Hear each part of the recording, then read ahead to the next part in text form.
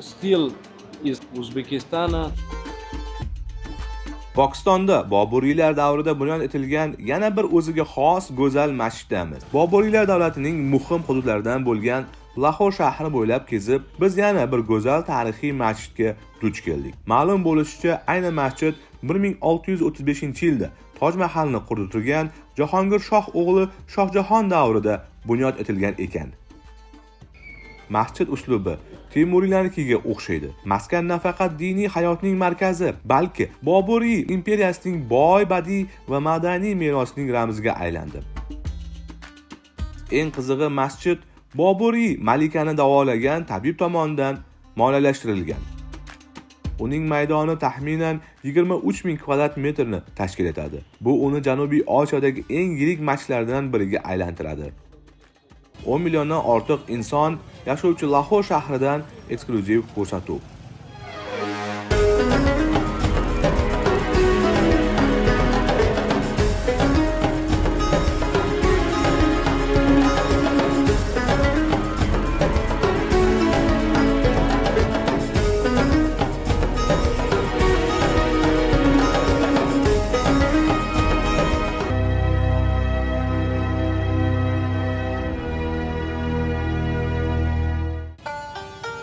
Pokistonga amalga oshirgan safarimiz davom etadi. Boburiylar davlatining muhim hududlaridan bo'lgan Lahor shahri bo'ylab kezib, har qadamda buyuk imperiya izlariga guvoh bo'ldik. Ushbu shaharda 10 milliondan ortiq inson istiqomat qiladi. Kattaligi bo'yicha Lahor Karachidan keyingi mamlakatdagi yirik shaharlardan hisoblanadi.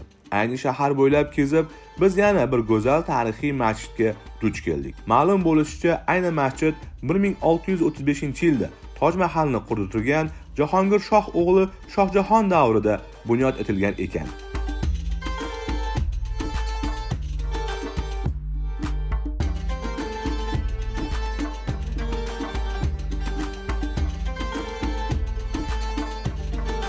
Vazirxon masjidi deb nomlanar ekan.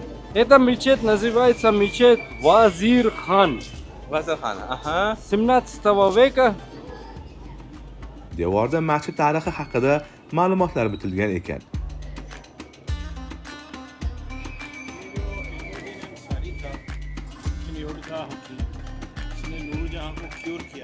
Masjid ziyoratchilari ko'p ekaniga guvohi bo'ldik. TikTok снимаете? Кह रहे टिकटॉक बना रहे हो? नहीं है यार. Здесь все написано на фарсском языке. Na farsizm. Все.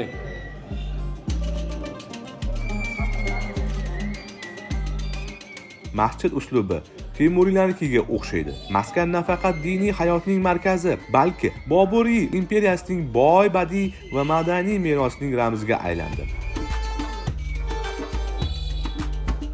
Vazirxon masjidi o'zining uyg'unligi va go'zalligi bilan insonni hayratga soladi. Uning maydoni taxminan 23 ming kvadrat metrni tashkil etadi. Bu uni Janubiy Osiyodagi eng yirik masjidlardan biriga aylantiradi.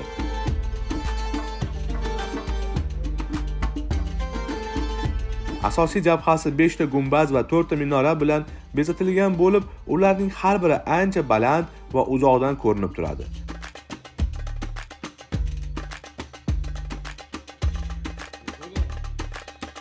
Hello.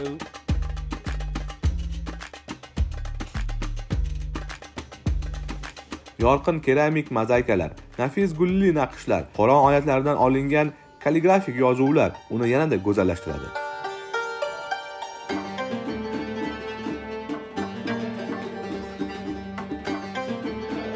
Masjidning ichki qismida ko'k va feruz ranglar ustunlik qiladi.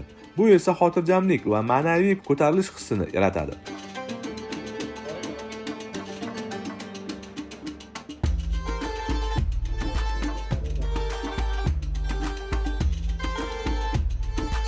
Qayd etilishicha, Vazirxon masjidi ochilgandan beri Lahordagi musulmonlar hayotining markaziga aylandi. U yerda juma namozlari, 5 vaqt namozlari necha asr o'tibdiki, hanuz amalda. Bizga masjidning qurilish tarixi haqida ma'lumot berishdi. Почему вот эта мечеть различается от других мугаловских мечетей? Потому что вот здесь все, что вы видите, это стиль из Узбекистана.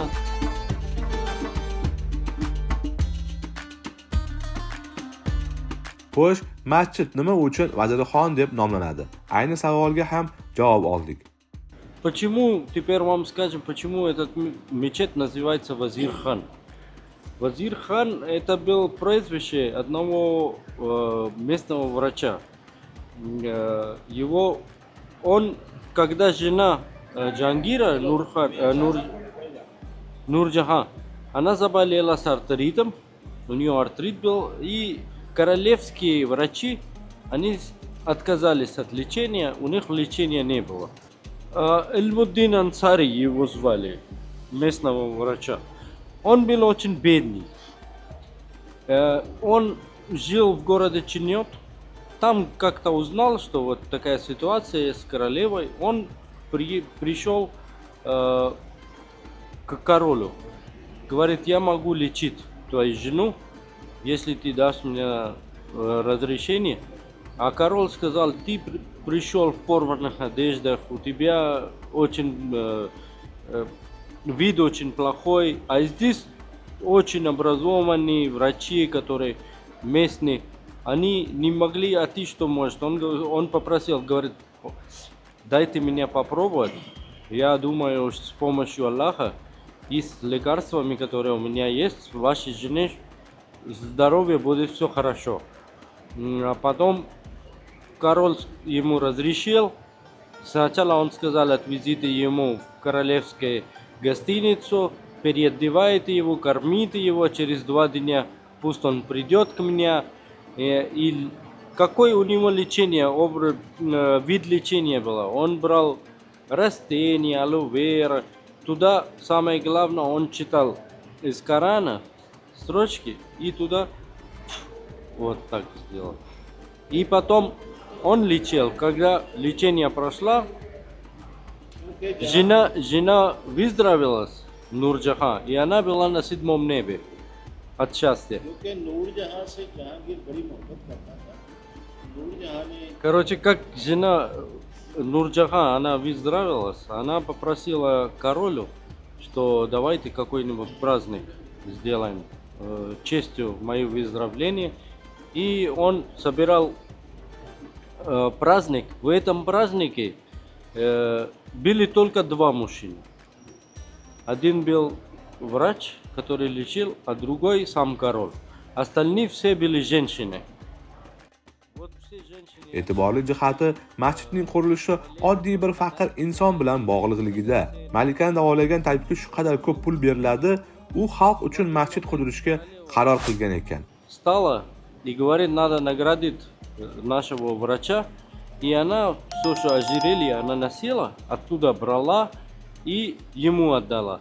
А все девушки, которые там в гости были, они смотрели, что королева так сделала, и они тоже начали свое ожерелье, золото, камни отдавать врачу. В то время вот это золото, то, что он получил, стоимостью было почти 2,2 миллиона рупий. А сейчас это, если считать сегодняшним меркам, то это очень большие деньги. И про него сказали, что потом пишутся в книгах, что Эльмуддин Ансари не от того стал богатым. Но он потом стал, его дали как честь стать королевским врачом. Он стал королевский врач, потом ему постоянно деньги давали. Максимальное он 600 тысяч. Джангир ему дал. Разное есть в книжках, но 600 тысяч много повторяется, что есть где написано, что 600 тысяч рупий ему дали. Еще и одежды, и всякие драгоценности.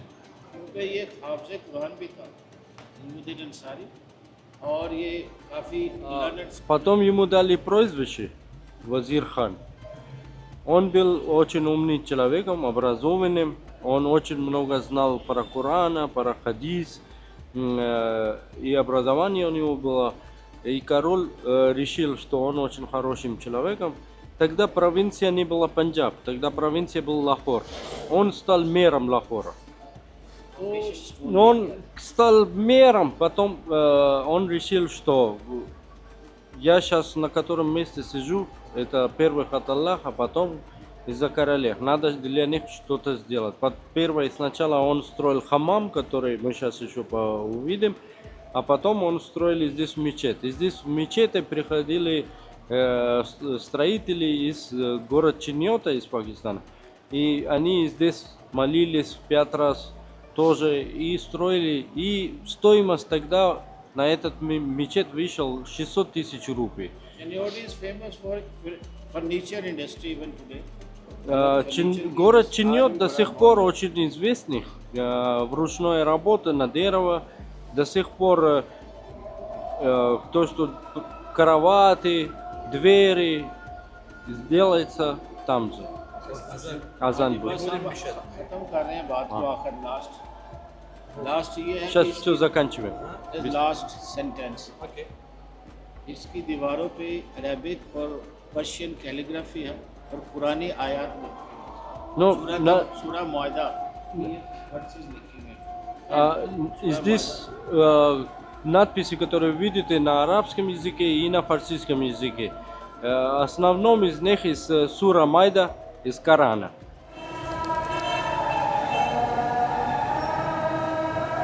Bugun pokistonliklar ushbu masjid bilan faxrlanishadi. Uning tarixini ilhomlanib so'zlab berishar ekan.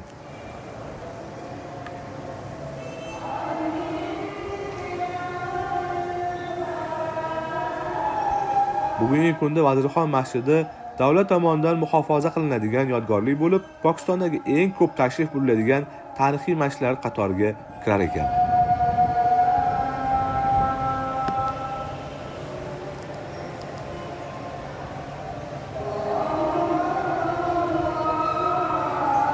Vazirxon masjidi shunchaki me'moriy mo'jiza emas, u Lahorning ma'naviy va madaniy boyligining ramzlaridan biriga aylanibdi.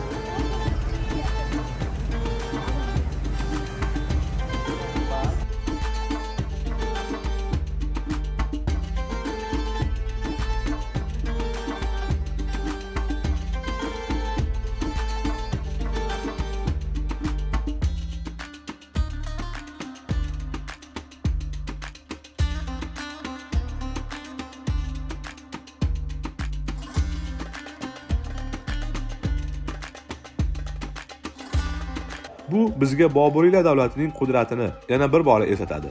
Masjid tashqarisida esa hayot qaynamoqda.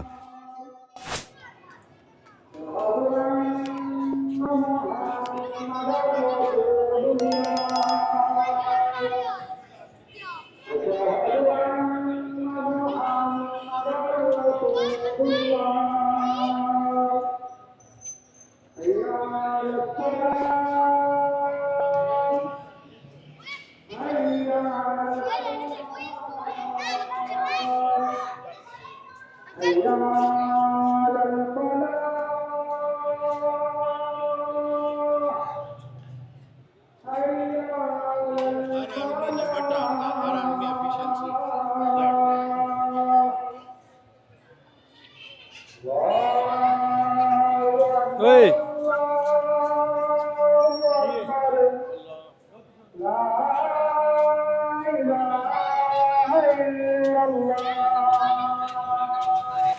10 milliondan ziyod lahorliklar kundalik turmush tashvishida yurishibdi. Брат, через 2 месяца будет сезон свадьбы.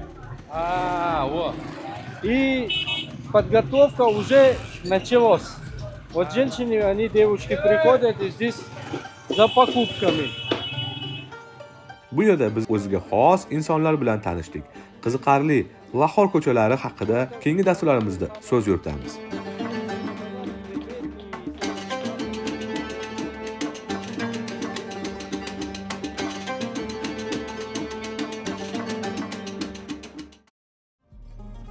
Shunday qilib, biz Pokistonda bir-biridan qiziqarli maskanlarga tashrif buyurdik. Safar oldidan mablag'imiz yetmay biz xonadon va mashinamizni sotishimizga to'g'ri keldi. Maqsadimiz bir paytlar Zahiriddin Muhammad Bobur davlatining bir qismi bo'lgan joylarni ko'rish, ajdodlarimizni qoldirgan merosni o'rganishdan iborat. Pokistonning qaysi shahriga borishni istaysiz? Buni izohda yozib qoldiring.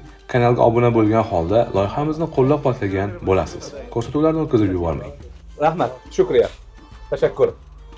हाँ जी, डेरा मेहरबानी।